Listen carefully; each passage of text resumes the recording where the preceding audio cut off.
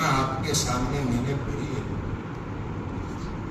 رمضان المبارک کے تعلق سے جو سب سے اہم عبادت ہم آپ انجام دیتے ہیں وہ کون سی عبادت ہے؟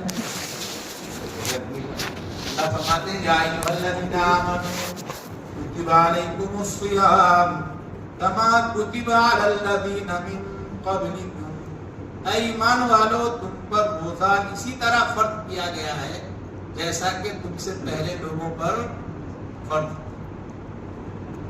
یعنی روزہ ایسی محبوب عبادت ہے، اللہ کو اتنی پسند عبادت ہے، اور اس کے اندر ایسے راز ہیں کہ حضرت سیدنا آدم علیہ السلام سے لے کر ہمارے آقا و مولا محمد عربی صلی اللہ علیہ وسلم تک جتنے انبیاء کرام تشریف لائے اور اس وقت کی نبیوں کی بات کو مان کر جو لوگ ان پر ایمان لائے، ان سب کی شریعت کے اندر کیا تھا؟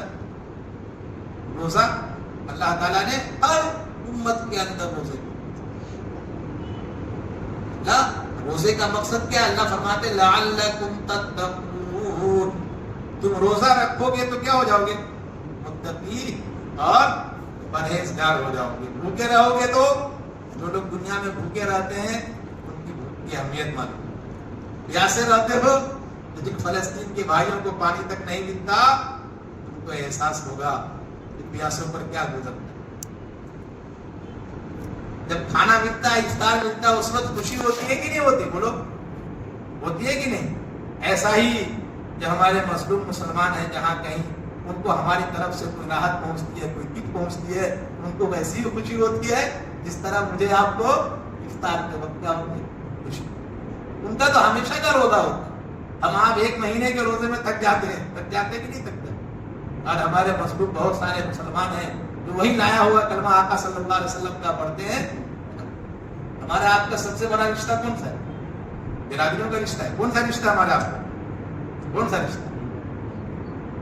حضرت عمر رضی اللہ تعالیٰ عنہ اسی طرح کے منبروں پر چڑھ کر یہی بات فرمایا کرتے تھے، نحن قوم اعزنا اللہ بالاسلام۔ کیا فرماتے تھے؟ نحن قوم اعزنا اللہ بالاسلام، ہم تو ایسی قوم ہیں، ہم گمراہ تھے، ہمیں کچھ پتا نہیں تھا کیا چیز کھانا چاہیے کیا نہیں کھانا چاہیے، پڑوسیوں کے کیا حقوق ہیں، ماں بہنوں کی کیا حقوق ہیں، بیٹیوں کے کیا حقوق ہیں، ہم کو کچھ پتا نہیں تھا۔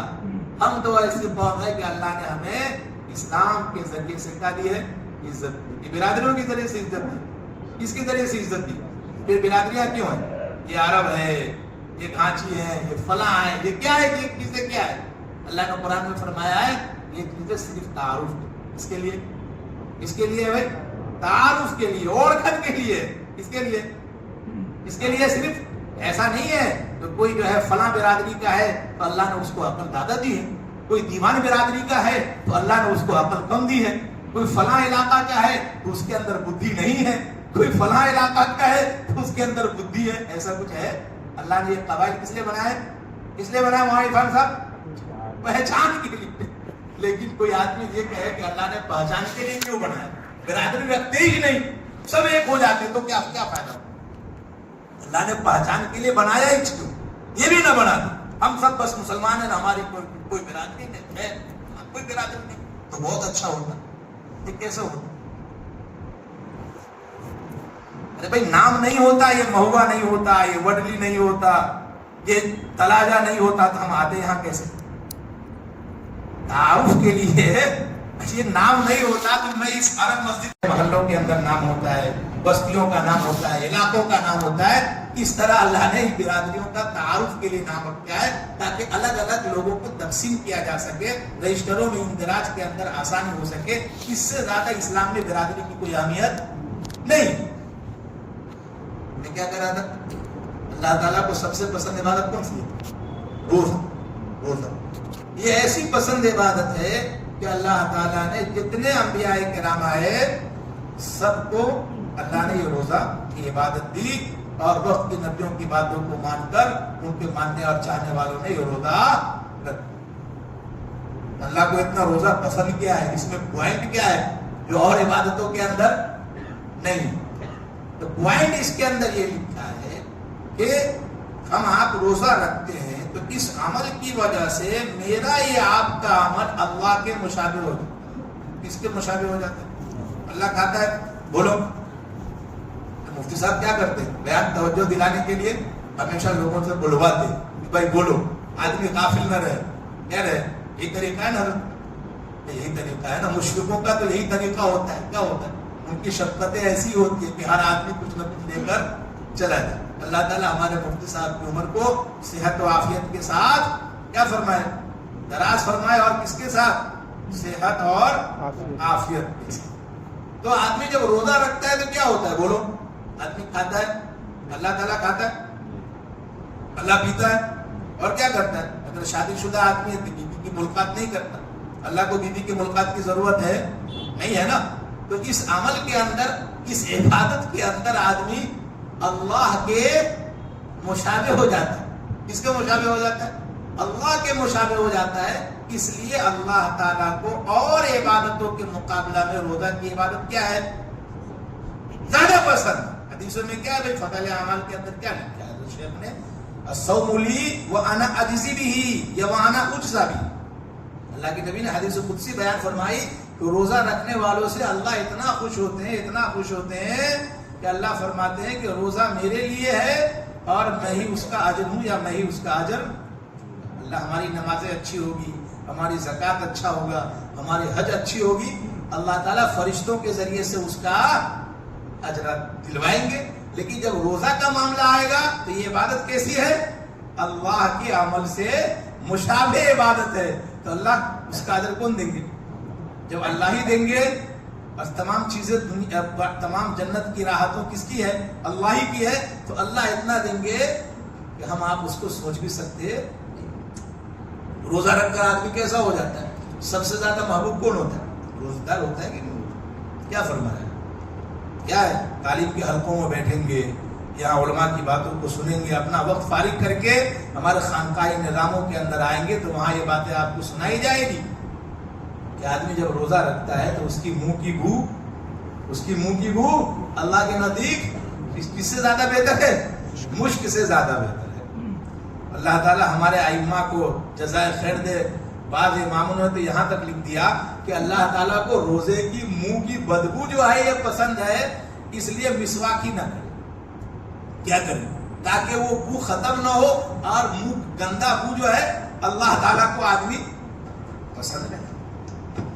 بعض ائمہ نے کہا کہ نہیں، زوال کے بعد نہ کرے. وہ بو جو پیدا ہوتی ہے، منہ کی گندگی کی جو بو پیدا ہوگی وہ زوال کے بعد ہوگی. کیونکہ سحری میں تو مسواک کیا ہے، سحری میں تو کیا ہے؟ مسواک کیا ہے. اب وہ فجر کے بعد آرام کر رہا ہے، یہ کر رہا ہے، تو اب بو ہوگی تو زوال کے بعد مسواک نہ کرے. حضرت شیخ نے فضائل اعمال میں بھی لکھا ہے. ہمارے امام اعظم ابو حنیفہ نے فرمایا کہ نہیں بھائی، یہ منہ ناپاک اور گندا رکھ کر مسواک چھوڑ کر یہ منہ میں بدبو کرنا یہ حدیث کے اندر مراد نہیں ہے. مسواک تو اللہ کے نبی کی بڑی سنت ہے.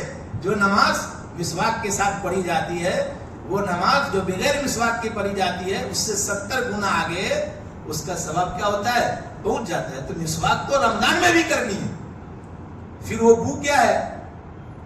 کہاں لکھا ہے؟ شیخ نے فضائل اعمال میں بھی لکھا ہے کہ بھائی یہ خلوع معدہ، جب آدمی کا پیٹ خالی ہوتا ہے، آدمی بھوکا ہوتا ہے، تو ایک خاص قسم کے آدمی کے منہ سے بو آتی ہے. کیا ہوتی ہے؟ بھوکا آدمی چہرے سے پتہ چلتا ہے کہ نہیں چلتا؟ تو اس کے منہ سے خاص قسم کی بدبو آتی ہے، بو آتی ہے، وہ اللہ کو پسند ہے. محدثین نے لکھا ہے کہ جو چیز ہمیں آپ کو ناپسند ہے، روزے دار کی منہ کی بو اللہ کو مشک سے زیادہ پسند ہے، تو خود روزہ دار اللہ کو کتنا پسند ہے. اللہ کو روزے دار کی منہ کی بو جب اتنی زیادہ پسند ہے، جو مشک اصلی، بھائی ہر خوشبو ہوتی ہے، خوشبو ہوتی ہے کہ نہیں ہوتی؟ بعض خوشبو کسی کو پسند آتی ہے، بعض نہیں آتی ہے. لیکن مشک ایسی خوشبو ہے جو ہر ذوق سلیم والے، ذوق سلیم کا رنگ، جس کو اللہ نے صحیح فطرت دی ہے. کیونکہ بعضوں کی فطرت اتنی خراب ہوتی ہے کہ ہر اچھی چیز اس کو ناپسند ہے، ہر گندی چیزیں بھی اس کی نظر میں آتی ہیں. کیا؟ تو ہر ذوق سلیم والے کو مشک والی خوشبو کیا ہے؟ پسند ہے. اس کو ہر اچھے آدمی کو مشک کی خوشبو پسند ہوتی ہے، اوریجنل مشک کی. اسی طرح اللہ تعالیٰ کو روزے دار کی منہ کی بو پسند ہے. جب روزے دار کی منہ کی پسند ہے تو خود روزے دار اللہ تعالیٰ کو کتنا پسند. تو رمضان المبارک کے اندر سب سے پہلا کام میرا اور آپ کا یہ ہے کہ یہ مقدس مہینہ روزہ رکھنے کا ہے. کس کا ہے؟ روزہ رکھنے کا ہے. تو سب سے پہلا آپ کا اور میرا کام یہ ہے اس مقدس مہینے کے اندر جو کچھ لمحات، جو کچھ ایام، جو دن باقی رہ گئے، اگر کوئی آدمی اپنی غفلت سے روزہ نہ رکھ رہا ہو تو پہلا کام یہ کرنا ہے کہ اس مہینے کا روزہ رکھیں گے کہ نہیں رکھیں گے. اللہ کے نبی نے فرمایا کہ اس روزے کی اہمیت کو بیان کرنے کے لیے کہ ایک روزہ اگر ہم چھوڑ دیتے ہیں، روزہ رکھ کر توڑ دیتے ہیں، رمضان المبارک کے بعد 61 روزے، 2 مہینے قضا اور کفارہ دونوں ملا کر رکھنے کے بعد بھی رمضان کے ایک روزے کے اندر جو اجر و ثواب ہے وہ ساری زندگی رکھیں گے. کیونکہ قضا جو ہوگی وہ کہاں ہوگی؟ رمضان کے باہر ہی ہوگی کہ نہیں ہوگی؟ رمضان کا جو مقدس مہینہ ہے. پھر اللہ کے نبی نے فرمایا آپ تعلیم کے حلقوں میں بیٹھیں گے تو وہاں یہ باتیں سب لوگ لکھی ہوئی ہے، سنتے ہیں لوگ، کہ ہمیں آپ کو معلوم ہو جائے کہ رمضان کے اندر اللہ کی طرف سے میرے اور آپ کے اوپر کتنی رحمتیں نازل ہوتی ہے. تو ہم آپ پوری زندگی دعا کریں کہ اللہ تعالیٰ ساری زندگی رمضان ہی رکھتے تو اچھا ہوتا. صحیح ہے. تو پہلا کام ہمارے آپ کا یہ ہے کہ رمضان کے مہینوں کے اندر روزے کا اہتمام کریں. کیا کریں گے؟ دوسرا کام کون سا ہے؟ تراویح کا ہے. اللہ کے نبی نے فرمایا من قام ایمانا و احتسابا غفر له ما تقدم من ذنبه. جو آدمی ایمان کے ساتھ، ثواب کی امید کے ساتھ اللہ کے سامنے تراویح کے اندر کھڑا ہو جاتا ہے، اللہ تعالیٰ اس کے پچھلے گناہ، اگلے گناہ یعنی اس کے جو پہلے گناہ ہوئے ہیں، اللہ تعالیٰ کیا کر دیتے ہیں؟ معاف کر دیتے ہیں. تراویح کے اندر 2 سنت ہے. ایک سنت تو کیا ہے؟ پورا قرآن شریف کم سے کم 1 مرتبہ آدمی سنے. اور دوسرا کیا ہے؟ پورے مہینہ تراویح پڑھے. اگر کسی نے 10 دن کے اندر تراویح کی نماز پڑھ لی ہے، وہ یہ سمجھے کہ ہماری تراویح ختم ہو گئی ہے. تراویح تو جب عید کا چاند کا اعلان ہوگا اس وقت جا کے ختم ہوگی. کیا ہے؟ جمعرات کے دن تک تراویح انشاءاللہ. تو تراویح ایسا نہیں ہے کہ ہم نے یہ تراویح پڑھ لی تو اب تہجد معاف ہو گئی. ایسا نہیں. اللہ کے نبی صلی اللہ علیہ وسلم نے فرمایا کہ فرض نمازوں کے بعد سب سے افضل نماز کون سی ہے؟ صلاۃ فی جوف اللیل. افضل الصلاۃ بعد صلاۃ المفروضہ صلاۃ فی جوف اللیل. ان فرض نمازوں کے بعد اللہ سے زیادہ قریب کرنے والی جو نماز ہے وہ کون سی ہے؟ تہجد کی نماز ہے. اور تہجد پڑھنا میرے لیے بھی اور آپ سب کے لیے بھی سب سے زیادہ آسان کب ہے؟ رمضان المبارک کے اندر ہر آدمی سحر کے اندر اٹھتا ہے، وضو بناتا ہے، مسواک کرتا ہے. آدمی ہم آپ 4 رکعت سے لے کر 8 رکعت تک کیا کر سکتے ہیں؟ تہجد کی نماز پڑھ سکتے ہیں. 4 رکعت سے 12 رکعت تک ہم آپ کیا کر سکتے ہیں. اور اس سے آگے پڑھنا ہے تو آپ صلاۃ الحاجت پڑھیے. اپنی ضرورتوں کو مانگنے کے لیے 2 رکعت نماز پڑھ لیجئے. کس کے لیے؟ 4 رکعت سے 8 رکعت تک ہمیں آپ کو کیا پڑھنا ہے؟ تہجد کی نماز پڑھو. 4 رکعت کی نیت کریں، بہتر ہے. اور اس کے بعد اور نماز کو دل چاہ رہا ہے آپ نفل کی نیت سے پڑھ لیں. صلاۃ الحاجت اپنی ضرورتوں کو اللہ سے منگوانے کے لیے 2 رکعت نماز پڑھیں. ہم آپ دوسروں کو کہتے ہیں دعاؤں کے لیے، اس کے لیے. بھئی ہماری ضرورتوں کو ہم زیادہ جانتے ہیں. میرے اوپر جو حالات ہیں ہم اس کو زیادہ جانتے ہیں. ہم جتنے خلوص کے ساتھ اپنے لیے خود مانگ سکتے ہیں، دوسرا آدمی کو آپ پوری بات بتا دیتے ہو. کیا ہم آپ دوسروں کے لیے اتنا مانگتے نہیں؟ مانگتا نا کوئی آدمی خود اپنے آپ کو مانگنے والا بنا. اللہ کے نبی صلی اللہ علیہ وسلم نے فرمایا من لم یسأل اللہ یغضب علیہ. جو آدمی اللہ سے نہیں مانگتا ہے، کیا مانگتا ہے؟ اللہ سے. اللہ کن سے ناراض ہوتے ہیں؟ رمضان المبارک کا مہینہ ہے اور مانگنے والی یہ جس طرح قرآن شریف پڑھنا عبادت ہے نا، روزہ رکھنا عبادت ہے، لیکن زکوٰۃ دینا عبادت ہے، اسی طریقے سے مستقل بیٹھ کر اللہ تعالیٰ سے اپنی دنیا آخرت کی بھلائی کو چاہنا مانگنا یہ بھی عبادت ہے. بلکہ اللہ کے نبی نے فرمایا الدعاء مخ العبادہ. دعا تمام عبادتوں کا مغز.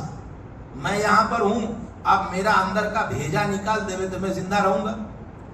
سب سے مین چیز جو میرے اندر یا آپ کے اندر ہے وہ کیا ہے؟ مغز ہے، بھیجا ہے. وہ نکال دے گا آدمی، بھیجا ہی پھوٹ جائے گا تو آدمی شہید ہو جاتا ہے، مر جاتا ہے. تو تمام عبادتوں کا جو مغز ہے کیا ہے؟ جو بھیجا ہے، جو سب سے اہم چیز ہے وہ دعا ہے.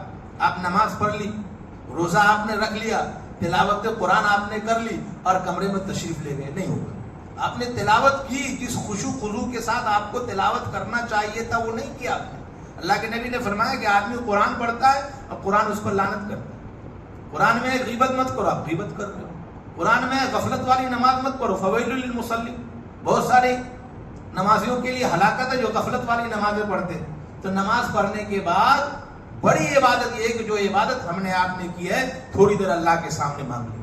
آدمی اللہ سے یہ کہہ دے یا اللہ جو جیسی نماز پڑھنی چاہیے تھی ویسی نہیں پڑھ سکا، جو خضوع چاہیے تھا وہ میرے اندر نہیں ہو سکا. یہ اس عبادت کی کمی کوتاہی کو ختم کرنے کے لیے ہر عبادت کے بعد دعا ہے. کیا ہے بھائی؟ ہر عبادت کے بعد کون سی ہے؟ بلکہ میں تو یہ کہتا ہوں علماء کرام کی موجودگی میں سب علماء ہیں، سب سے یتیم عبادت جو ہے روزہ کی عبادت. کون سی؟ سب سے یتیم کون سی عبادت ہے؟ روزے کی عبادت سب سے یتیم عبادت ہے، جو اس رمضان میں ہو گئی، اب اگلا رمضان ہی آئے گا. کہاں آئے گا؟ اور ہمارے آپ کے ذہن میں یہ ہے کہ رمضان ٹو رمضان روزہ رکھنا چاہیے. کیا رکھنا چاہیے؟ رمضان آئے گا تو رکھیں گے، رمضان چلا گیا تو ختم. اللہ کے نبی نے کیا فرمایا کہ بھائی عید کا دن گزار لو، اس دن روزہ مت رکھو. دوسرے عید سے، کہاں سے؟ دوسرے عید سے 6 دن روزہ رکھو. کتنے دن رکھو؟ ہے نا. اب بعد میں محدثین نے کہا کہ الگ الگ بھی رکھ لیں گے تو چلے گا، آپ کو پورے سال روزہ رکھنے کا ثواب ملے گا. یہ 6 روزہ ہے کہ نہیں؟ مستورات ماں بہنیں بہت سے گھروں میں رکھتی ہے کہ نہیں رکھتی؟ لیکن مرد حضرات 99% نبی پاک سرور کائنات صلی اللہ علیہ وسلم ہر مہینے میں کم سے کم 10 دن روزہ رکھا کرتے. کیا کرتے تھے؟ اب گن لو. پیر اور جمعرات کا روزہ اللہ کے نبی کبھی چھوڑتے ہیں؟ بلکہ حدیث کی کتابوں میں ہے چاہے آپ حضر میں ہو چاہے آپ سفر میں ہو، آپ ہر سوموار کو اور جمعرات کے دن آپ آقا صلی اللہ علیہ وسلم روزہ ہر حال میں رکھا کرتے. کبھی آپ افطار کرتے نہیں تھے. ایام 20 کے روزے 13، 14 اور 15 چاند کی آقا صلی اللہ علیہ وسلم رکھا کرتے کہ نہیں رکھتے؟ آپ جوڑ لو ایک مہینے میں کتنا ہو جاتا ہے. ہر مہینے میں آقا صلی اللہ علیہ وسلم 10 روزہ تو رکھا ہی کرتے تھے. آج ہم نے سنتوں کو چھوڑ کر، میں نے، آپ نے، سب نے، دیندار اپنے آپ کو سنتوں کو چھوڑنے والا دیندار ہوتا ہے. یہ سنتیں اللہ کے نبی کی ایام 20 کے روزے بھی آقا صلی اللہ علیہ وسلم کبھی چھوڑتے؟ صحابہ پوچھتے بھی تھے یا رسول اللہ آپ پیر کا روزہ کیوں رکھتے؟ کہ میں اسی دن پیدا ہوا ہوں. اس طرح کی روایتیں، میں دور جانا نہیں چاہتا. تو آقا صلی اللہ علیہ وسلم رمضان المبارک کے بعد اگلے رمضان تک، بلکہ شعبان کا تو آقا صلی اللہ علیہ وسلم پورا روزہ رکھتے تھے. حضرت ام سلمہ فرماتی ہے ما رأیت النبی صلی اللہ علیہ وسلم یصوم الشہرین متتابعین الا شعبان و رمضان، کہ آقا صلی اللہ علیہ وسلم تو شعبان اور رمضان کا دونوں مہینے کا لگاتار روزہ رکھتے تھے. تو سب سے یتیم عبادت کون سی ہوئی؟ آپ زکوٰۃ دیتے ہیں اور زکوٰۃ کا پیسہ ختم ہو جاتا ہے تو للہ بھی دیتے ہیں کہ نہیں دیتے؟ جمعہ کی نماز فرض پڑھنے کے لیے آئے ہیں، اس کے ساتھ آگے پیچھے کی سنتیں بھی پڑھتے کہ نہیں پڑھتے؟ حج فرض بھی آدمی کرتا ہے اور حج سے فارغ ہو جاتا ہے تو عمرہ بھی. تو ہر عبادتوں کے اندر ہم آپ یہ کہتے ہیں کہ ان فرضوں کی کمی کوتاہی کو دور کرنے کے لیے یہ نفلیں ہیں، لیکن روزہ کو اس سے خالی رکھا. کیا رکھا؟ کہ بھئی روزہ کے بارے میں ہر ایک کے ذہن میں کیا ہے مولانا صاحب کہ ایک مہینے کے بعد کہاں ہوگا؟ اگلا جب مہینہ آئے گا تبھی جا کر جو ہے. حالانکہ آقا صلی اللہ علیہ وسلم ہر پیر جمعرات کا ایام 20 کا روزہ رکھا کرتے تھے نہیں رکھا کرتے؟ اہتمام کریں گے. اعتکاف میں مختصر کر کے بیان کرنا چاہتا ہوں. آقا صلی اللہ علیہ وسلم کا دوسرا عمل جو تھا رمضان المبارک کے اندر اعتکاف کا تھا. کس کا تھا؟ اعتکاف کا. اس میں ایک بڑا پہلو میں کہنا چاہوں گا. ہمارے حضرت مولانا عبدالرشید صاحب بڑے محسن اور ماشاءاللہ اللہ نے ان کو بڑی صاف ستھری زبان عطا فرمائی ہے. ہمیں آپ کو ان کی قدر کرنے کی اللہ تعالیٰ توفیق نصیب فرمائے. اعتکاف کے اندر جو آپ دیکھیں گے، جو فضائل اعتکاف آپ سنیں گے، اس سننے کے بعد جو ایک ریزلٹ اور ایک نتیجہ نکلتا ہے وہ یہ ہے خلاصہ کے طور پر کہ اعتکاف تو اصل جو ہے وہ مشغول ترین آدمی کے لیے. کس کے لیے؟ اعتکاف کا معنی مفہوم کیا لکھا ہے؟ آدمی تمام دنیا کی الجھنوں کو چھوڑ کر اللہ کے ہاں آ کر بیٹھ گیا. ایک آدمی پہلے ہی سے نیوڑا ہے، گھر میں ایسا ہی وہ ڈوہا ہے، دوفا اپنا ایک کنارے میں بیٹھا ہوا ہے، آپ نے اس کو یہاں دھکا مار دیا، چلو ٹھیک ہے وہاں سے اچھا یہاں ہے. اعتکاف اصل کس کے لیے ہے؟ جو دنیا کا سب سے زیادہ مشغول ترین آدمی کون ہوگا؟ سب سے زیادہ مشغول ترین شخصیت اللہ کے بعد کون تھے؟ کون ہے؟ پیارے آقا سرور کائنات صلی اللہ علیہ وسلم. اللہ کو آپ صلی اللہ علیہ وسلم پر دین کو تام کرنا بھی ہے. پوری دنیا میں، جنات میں، انسانوں میں ہر ایک تک اللہ کے نبی کو دین کی پہنچانے کی ذمہ داری تھی کہ نہیں تھی؟ تھی نا. اس کے بعد آقا صلی اللہ علیہ وسلم نے پوری زندگی اعتکاف فرمایا حتی توفاہو، یہاں تک کہ آقا صلی اللہ علیہ وسلم اللہ کے پیارے ہو گئے، ہمارے درمیان سے پردہ فرما گئے. اور آقا صلی اللہ علیہ وسلم کے بعد سب سے مشغول ترین لوگ کون ہیں؟ امیر المومنین حضرت ابوبکر، حضرت عمر. ان لوگوں نے بھی آقا صلی اللہ علیہ وسلم کے بعد اس سنت کو ہمیشہ زندہ رکھا. اور بادشاہ بھی ہیں حضرت امیر المومنین حضرت عمر، لیکن رمضان کے آخری عشرے کا اعتکاف چھوڑتے ہیں. اعتکاف اصل کن کے لیے ہے؟ کن کے لیے؟ آپ کے لیے. آپ ماشاءاللہ اتنا سارا مشغول ہے، اتنے سارے مدرسے کی ذمہ داری ہے، ان تمام چیزوں کو چھوڑ کر آپ کو یہ بات ذہن میں آئی کہ آقا صلی اللہ علیہ وسلم اتنے مصروف ترین، سب سے پہلا مدرسہ چلانے والے کون؟ آقا صلی اللہ علیہ وسلم. دار ارقم کس نے چلایا؟ کس نے چلایا؟ اس کے محتمین کون تھے؟ مدرسہ اصحاب صفہ کس نے قائم کیا؟ اصحاب صفہ کس نے قائم کیا؟ اللہ کے نبی نے قائم کیا. مدرسہ کھولا نا، اس میں ہر جگہ کے بچے کو رکھا کہ نہیں رکھا؟ یمن کے بھی ہیں، کون ہیں؟ حضرت ابو ہریرہ یمن کے ہیں، حضرت سلمان فارسی کہاں کے؟ فارس کے ہیں، حضرت صہیب روم کے ہیں، ہے کہ نہیں؟ بلال حبشہ کے ہیں. ہر ایک کو پہلا مدرسہ کون سا؟ تو آقا صلی اللہ علیہ وسلم کو مدرسے کی بھی ذمہ داری تھی کہ نہیں تھی؟ صدقہ خیرات کا مال آتا تو وہی اصحاب صفہ کو آقا صلی اللہ علیہ وسلم کیا کرتے تھے؟ کھلاتے تھے. کھلاتے تھے کہ نہیں کھلاتے تھے؟ تو اس کے باوجود آقا نے کیا فرمایا؟ آقا نے پوری زندگی اعتکاف کیا کہ نہیں کیا؟ ایک بات میں آپ کو اہم کہہ دوں، ہمارے حضرت مفتی صاحب موجود ہیں، وہاں عرفان صاحب، دیگر علماء کرام ہیں. بڑی اہم بات ہے، میرے آپ کے ذہن میں ایک بات ہے، میں کہنا چاہ رہا ہوں، اگر میرے سے غلطی ہو تو آپ ابھی بھی اصلاح فرما سکتے ہیں. اعتکاف کے بارے میں ایک ذہن میں یہ ہے کہ کسی آدمی کا 10 دن کا اعتکاف کرنے کا تھا، آپ کو کرنے کا تھا، مجھے کرنے کا تھا. اتفاق سے میں آپ 10 دن کے اعتکاف میں نہیں بیٹھ سکتے. ذہن میں کیا آتا ہے کہ اب آئندہ سال ہی اس کا انشاءاللہ اللہ نے موقع دیا تو آئندہ سال 10 دن کا اعتکاف کریں گے. یہی ذہن میں ہے کہ نہیں؟ میں ایک روایت ہے علماء کرام کی توجہ سے، میرے پاس وقت کم ہے، اللہ کے نبی صلی اللہ علیہ وسلم کی روایت ہے بسند جید، بہت عمدہ سند سے یہ روایت نقل کی ہے کہ جو آدمی 1 دن کا اعتکاف کرے گا لیوجہ اللہ، کتنے دن کا؟ 1 دن کا، تو اللہ تعالیٰ مرنے کے بعد اس کے اور جہنم کے درمیان 3 خندق پیدا کر دیں گے. 3 خندق کا فاصلہ رکھیں گے، اور ایک خندق کی مسافت مشرق سے مغرب تک، پورب سے پچھم تک. اب میں یہ کہنا چاہ رہا ہوں ہمارے بڑے علماء کرام کی موجودگی میں، یہ فضیلت رمضان کے لیے غیر رمضان کے لیے؟ میرے خیال سے یہ فضیلت غیر رمضان کے لیے. کس کے لیے؟ کیونکہ رمضان میں تو آقا صلی اللہ علیہ وسلم کا معمول جو تھا یا تو پورے مہینے کا تھا شب قدر کی تلاش میں، یا 20 دن کا، اور آخر کا 10 دن کا تو تھا ہی. ٹھیک ہے، 1 دن کے اعتکاف کی بات کرنا. تو غیر رمضان میں جو اعتکاف ہوگا وہ نفل ہوگا یا فرض ہوگا؟ بولو. نفل ہوگا. اور رمضان کے اندر کسی نفل کو ادا کریں گے تو اس کا ثواب مولانا رشید صاحب کہاں تک پہنچے گا؟ فرض کے برابر پہنچے گا کہ نہیں پہنچے گا؟ تو 1 دن کا اعتکاف میں بھی کر سکتا ہوں اور آپ بھی کر سکتے ہیں. اور لا اعتکاف الا بصوم، لا اعتکاف الا بصوم، بغیر روزے کے اعتکاف ہوتا نہیں ہے. تو کیسے 1 دن کا اعتکاف کرنا ہے بھائی؟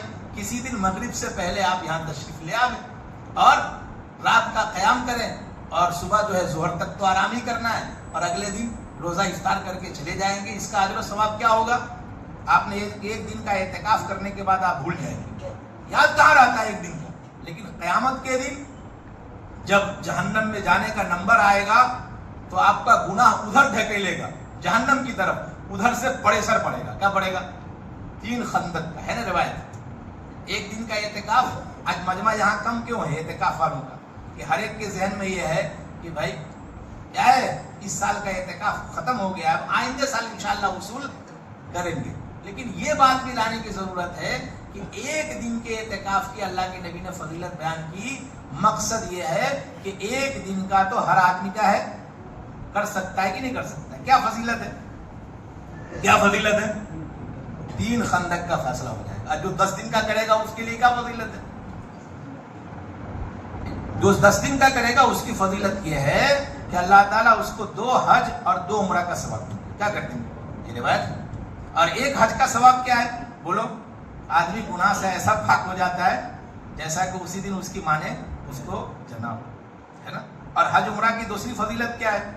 کیا فضیلت ہے؟ ان الحج والعمرہ ینفیان الکیر والفقر.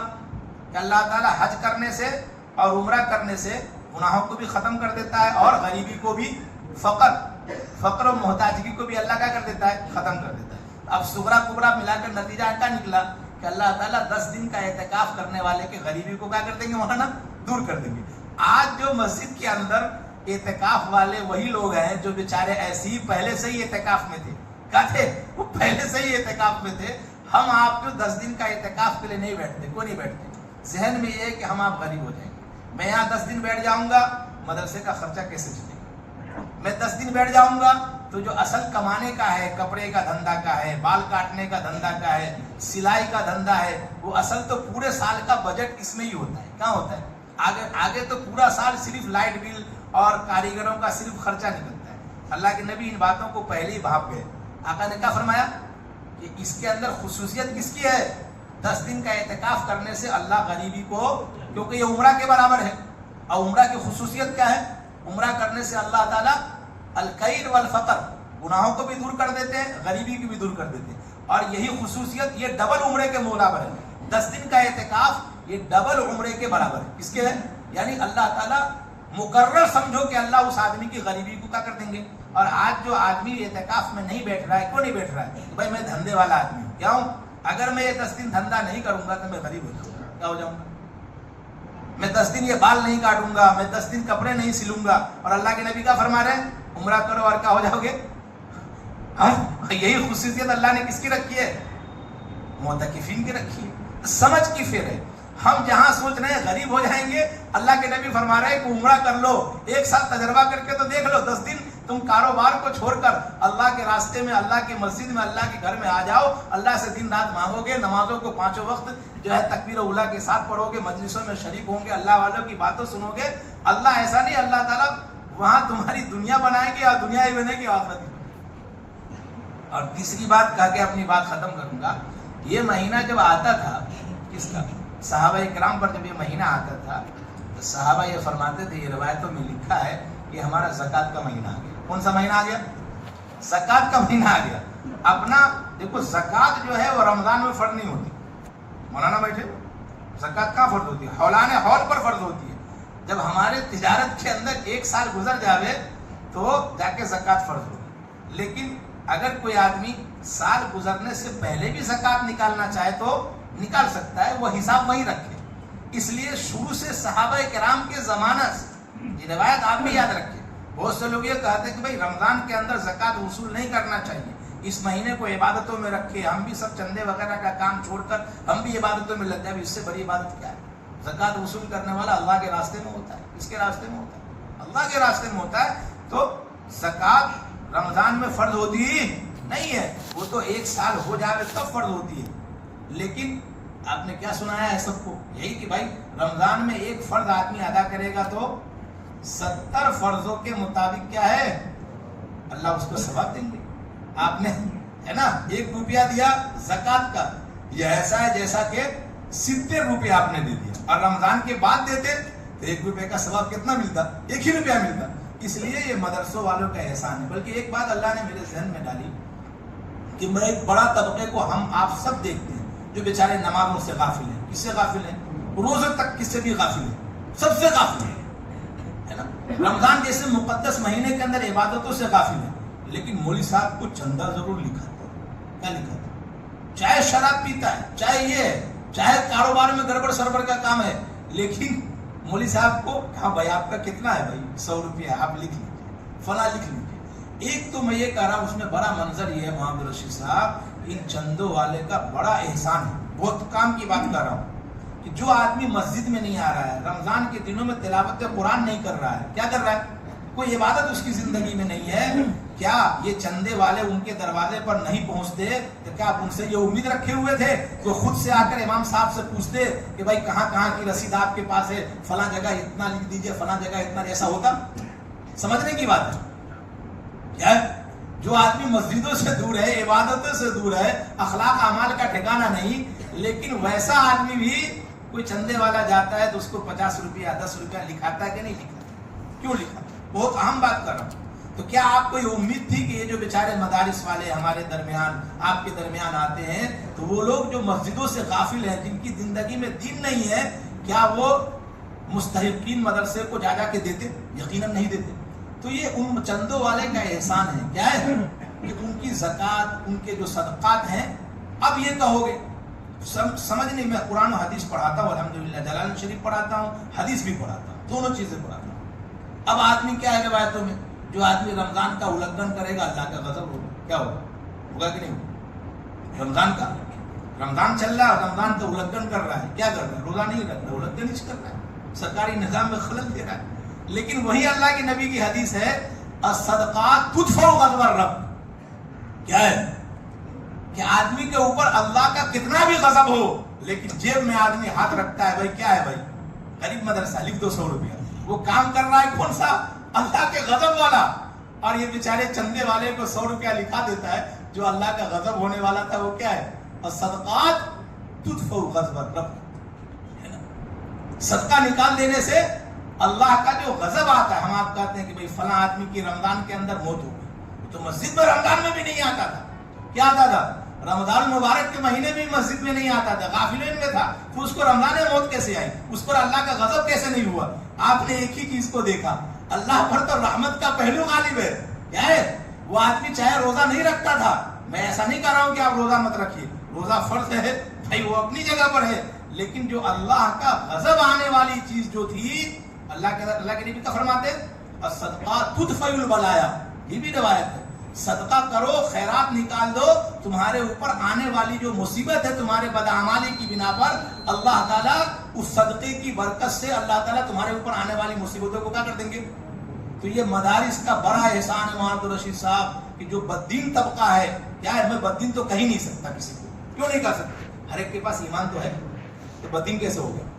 ہر ایک ایمان کی کیا ہے؟ اللہ تعالیٰ اس دنیا سے 10 گنی جنت بڑی عطا فرمائیں گے، نہیں تو بددین تو کسی بھی صاحب ایمان کو کہا ہی نہیں کر سکتا ہے، اللہ میرے کہنے کو معاف فرمائے۔ تو ہم آپ جو دیکھتے ہیں کہ ایک بڑا طبقہ جو رمضان میں بھی غافل رہتا ہے، رمضان میں بھی عبادتوں کا جو کرنا چاہیے وہ نہیں کر پاتا، پھر بھی اللہ کا غضب، اللہ کی مصیبتیں اس کے اوپر نہیں آتی ہے۔ تو 2 حدیث میں نے آپ کے سامنے پیش کی، اللہ کے نبی نے کیا فرمایا؟ الصدقات کیا ہے؟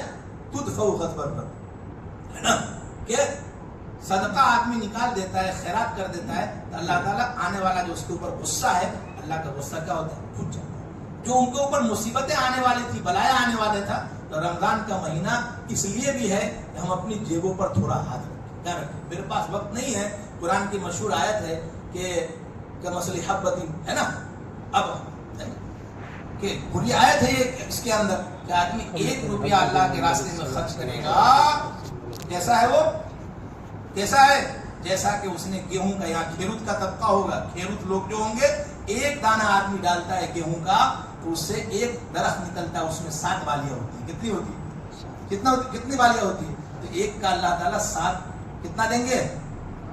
دیں گے کہ نہیں دیں گے؟ اور اللہ جس کے خلوص پر جتنا چاہیں گے اللہ بڑھا دیں گے۔ یہ مثال کیوں ہے؟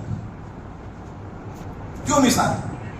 1 سے کوئی مثال دی جائے، اس کی وجہ یہ ہے کہ ہم آپ یہ سمجھتے ہیں، آپ نماز کے بعد ہم نے اعلان کیا، میں بھی مدرسہ چلاتا ہوں، مفتی صاحب میرے مدرسے میں جا چکے ہیں، حضرت مفتی شفیق صاحب، ہے نہیں، آپ اعلان ہوا کہ بھائی فلاں فلاں تقاضا ہے، اور جو تصدیق ہے، جو آپ کے شہر کے علماء ہیں وہ بھی سب جا چکے ہیں مدرسے میں، آپ نکل کے بھائی یہ صدقہ دینے کا تو کام ان کا ہے، جن کو اللہ نے بڑا بزنس کیا ہے، جن کی بڑا کاروبار ہے ان کا ہے، اللہ نے مثال قرآن میں کہاں دی؟ ایک سے دی.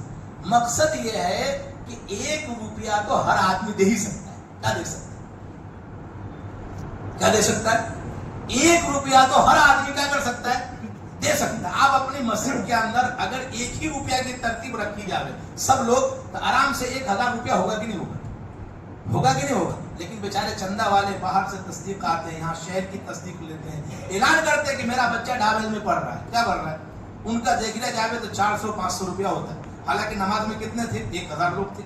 تو کم سے کم 1 روپیہ کی ترتیب اللہ نے کیوں رکھی؟ 1 روپیہ سے ثواب کیوں بیان فرمایا؟ کہ 1 روپیہ تو ہر آدمی کیا کر سکتا ہے؟ دے سکتا ہے. یہ رمضان کا مہینہ میں نے تمام باتیں آپ کے سامنے بیان نہیں کیا ہوں. کوئی بیان کا مطلب ہوتا ہے کہ ایک طرز سے اس کو اٹھانا, پھر وہ بولتے بولتے نیچے آنا, پھر اوپر لے جانا. یہ رمضان کے مقدس مہینے کے خلاف ہے. یہ تو اسٹیج کا کوئی جلسہ ہو اس وقت یہ کیا جاتا ہے جب دو تار مقرر ساتھ میں ہوتے ہیں تو اپنا جلوہ آدمی دکھاتے ہیں. تو آپس کی باتیں ہیں. تو رمضان کا مہینہ میں کیا کیا کام کریں گے؟ بولو, بات ختم کر رہا ہوں. کیا کریں گے؟ پہلا کام کیا ہے؟ روزہ رکھیں. روزہ اللہ کو کتنا محبوب ہے؟ منہ کی بدبو مشک سے. تو خود روزہ دار کس کو ملا کے سمجھ؟ جب منہ کی بو پسند ہے تو خود روزہ رکھنے والا کتنا پسند ہے. اور تراویح پڑھنا ہے, کیا اللہ کی طرف سے مغفرت کا وعدہ ہے. اور تراویح کے بعد تہجد چھوڑ دینا. تہجد پڑھنا آسان ہے کہ نہیں؟ اعتکاف کریں گے کہ نہیں کریں گے؟ اور اعتکاف کے سلسلے میں شیطان مجھے اور آپ کو کیا دھوکہ دیے ہوئے ہے. یہ 10 دن کا اعتکاف ختم ہو گیا تو پھر آئندے سال ہی 1 دن کا ہر آدمی اعتکاف کر سکتا ہے؟ نہیں کر سکتا. ہر آدمی کر سکتا ہے. آپ کو رمضان میں کوئی 1 دن ایسا ہوگا کنڈال آ رہا ہوگا کہ یار آج سر میں درد ہے, آج شیری چھوٹ گئی, آج فلاں چھوٹ گیا. ظہر کے بعد بھی آپ کو اٹھایا جا رہا نہیں, آج میں کہیں نہیں جاؤں. اور لوگوں کو پتہ بھی نہیں چلتا ہے کہ 1 دن آپ آگے پیچھے رہیں گے. بس صبح کا کھویا ہوا شام میں آ جاتا ہے تو اس کو کھویا ہوا بھٹکا ہوا کہتے ہیں. اور فضیلت کیا ہے؟ 1 دن کا اعتکاف کرنے کی. آج پورا یہ مجمع نظر آ جاوے بھائی, 1 دن کی ترتیب بنا لے پورا مجمع, تو روزانہ اتنا مجمع ہماری تعلیم میں ہوگا. غلط ہے مولانا عبدالرشید صاحب؟ یہ روایت سنائے تھے ہم نہیں, ذہن میں مجھے بھی نہیں آتی ہے. 1 دن کا اعتکاف کی بات کرو, کتنے کی دیکھو روایتیں, کئی سندوں کے ساتھ, تقریباً 10 کتابوں کی سند ہے. کتنی حدیث کی 10 کتابوں. چاہے روایت بخاری میں نہیں ہے لیکن ہم تو کہتے ہیں فضائل کے اندر ضعیف روایت بھی چل جاتی ہے, لیکن یہ ضعیف بھی نہیں ہے. کیا ہے؟ 1 دن کا آدمی اعتکاف کرے گا. اللہ کو 1 دن مسجد میں پڑا رہنا اتنا پسند ہے کہ دنیا میں تو 1 دن میں اس کا کوئی حج نہیں ہوا. کل قیامت میں جب وہ مرے گا, اور اس کو اسی لیے کیا ہوگا کہ اللہ کے نبی صادق المصدوق ہیں, آپ نے جو بات کہہ دی وہ سچی ہے, بس میں 1 دن کا اعتکاف لوجہ اللہ کر رہا ہوں. کس کے لیے کر رہا ہوں؟ 1 دن میں اس کا کوئی حج ہوگا نہیں, لیکن جب گناہوں کا انبار لے کے مرے گا اور اس کا گناہ اس کو جہنم کی طرف دھکے لے گا, ادھر سے پڑیسر پڑے گا 3 خندق کا. کتنا اور کتنا فاصلہ ہوگا؟ مشرق اور مغرب کے برابر. یعنی وہ آدمی جہنم میں جائے گا. تو 1 دن کے اعتکاف کی بات کریں. اس طرح جماعت کے ساتھی کیا کہتے ہیں, ٹھیک ہے بھائی چلہ 4 مہینہ اپنی جگہ پر 3 دن کے لیے آ جاؤ. کیا آ جاؤ؟ مدرسے والوں کے لیے 3 دن بھی مشکل ہے. کیا ہے بھائی؟ تو ان سے کہا کم سے کم تم 1 دن دے دو. کیا دے دو؟ 1 دن دے دو, ہے نا. تو وہ 1 دن کی ترتیب اعتکاف میں بھی ہے. اس میں اگر 1 دن کی ترتیب پر ہی ہمارا پورا مجمع آ جاتا ہے تو روزانہ ہر نماز میں ہم کو پوری مسجد ملے گی کہ نہیں مولانا عبدالرشید صاحب؟ تو 1 دن کے ہم وصول کریں اور فضیلتوں کو بیان کریں. اور تیسرا کام کیا ہے؟ یہ رمضان کا مہینہ زکوٰۃ کا بھی مہینہ ہے. تو زکوٰۃ دینے کی فضیلت بھی ہے اور للہ دینے کی. اب بات یہ آئی کہ بھائی رمضان کا یہ آخری دن چل رہا ہے, ہمارے پاس سے زکوٰۃ کی رقم ختم ہو گئی, تو کیا کریں گے؟ اللہ نے قرآن فرمایا ہے لن تنالوا البر حتى تنفقوا مما تحبون. تم ہرگز نیکی کا دعویٰ نہیں کر سکتے یہاں تک کہ تم اپنا محبوب مال نہ خرچ کر دو. محبوب مال کون سا ہے؟ زکوٰۃ سے بچا ہوا مال. جب یہ آیت نازل ہوئی حضرت ابو طلحہ انصاری رضی اللہ تعالیٰ عنہ آئے کہ رسول اللہ میں تو زکوٰۃ ادا کرتا ہوں. تو کہا بھائی زکوٰۃ دیے وہ میل کچھ ہے نکال دیے نا آپ, کہاں؟ اب یہ آپ کا محبوب مال بچا. کیا مال بچا؟ اب اس میں سے اللہ کے راستے میں دو. تو میرے نزدیک تو سب سے محبوب مال جو ہے میرا پیرے ہاں ہے, کون ہے؟ مدینہ کا میٹھا کنواں ہے, اس کو اللہ کے راستے میں دینا.